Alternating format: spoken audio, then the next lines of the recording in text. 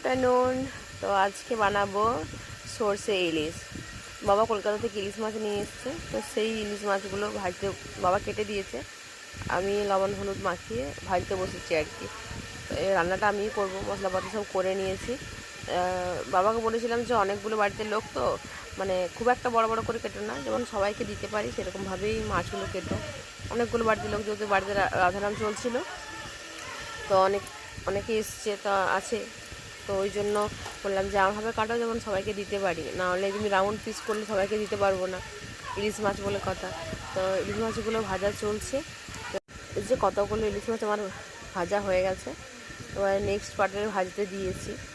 তো এই যে মাছগুলো ভাজা হয়ে গেছে, আমার এই যে সর্ষে বাটা আর অল্প পোস্ত বাটা ছিল, সর্ষে পোস্ত বাটা আমি দিয়ে দিয়েছি ঝোলটাতে।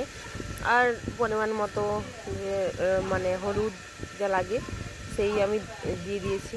আর আমি একটু ঝোল ঝোল করে রাখবো, কারণ ঝোল তরকারি বলতে এই একটাই ঝোল তরকারি হবে, বাকি আর অন্য কোনো কিছু হবে না, যেহেতু ইলিশ মাছ হচ্ছে অন্য কিছু হবে না। আর এই যে পাশে চিংড়ি মাছ মা মানে মানে জল দিয়ে সিদ্ধ করে রেখেছে, আর আমি ইলিশ মাছগুলো ভেজে নিয়েছি। আর এই যে সরষে পোস্ত বাটা দিয়ে দিয়ে ঝোলটা ফুটে উঠলে মাছগুলো যে দিয়ে দিচ্ছি আমি। মাছগুলো একটু ঝোল ঝোল করে রাখবো বললাম, কারণ অনেকগুলো বাড়িতে লোক, একটাই ঝোল তরকারি, একটু ঝোল ঝোল করেই হবে। এই ধরনের তেলটা রাখলেও হতো, কিন্তু অতিরিক্ত গরম, আর এর মধ্যে তেল কে খাবে না খাবে, ওই জন্য আর রাখলাম না, ওই তেলটাতেই রান্না করে দিয়েছি। প্রথমে সরষে পোস্ত বাটা ভালো করে তেলে দিয়ে কাঁচা লঙ্কা বেটে রেখেছিলাম ওটার সাথে।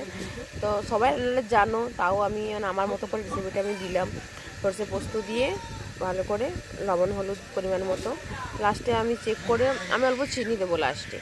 আর ঝাল কিন্তু একদমই হয়নি, কারণ লঙ্কাগুলোতে একটু ঝাল ছিল না, ঝাল হয়নি।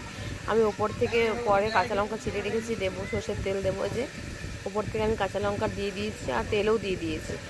এক হাতে করে না ক্যামেরা করতে প্রচণ্ড অসুবিধা হচ্ছে, ওই জন্য আর দেখাতে পারিনি। তো এরকম ঝোলটাই আমি রাখবো।